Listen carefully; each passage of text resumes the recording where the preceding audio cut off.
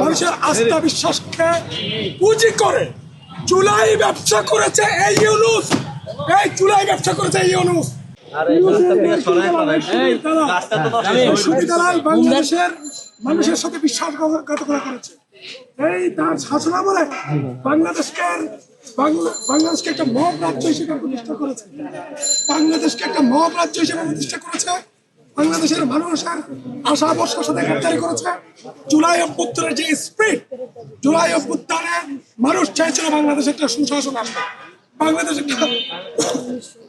দুর্নীতিমুক্ত দেশ হিসেবে বাংলাদেশ গঠিত হবে। ইউনূসকে মানুষ বিশ্বাস করেছিল।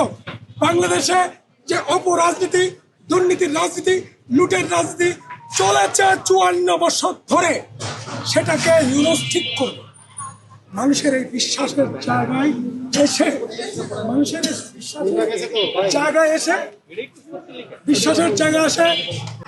মানুষের আস্থা বিশ্বাসকে পুঁজি করে চুলাই ব্যবসা করেছে এই ইউনূস। এই চুলাই ব্যবসা করেছে এই ইউনূস।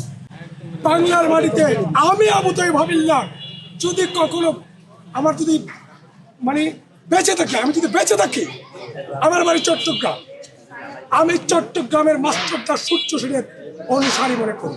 আমি ব্রিটিশ বিরোধী আন্দোলনের নেত্রী প্রীতিলতার উত্তরসূরি মনে করি। আমি ব্রিটিশ বিরোধী আন্দোলনের মাওলানা মনিরুজ্জামানের উত্তরসূরি মনে করি, যে আমাদের চট্টগ্রাম বন্দর আমেরিকার হাতে তুলে দেওয়ার প্রচেষ্টা করেছে।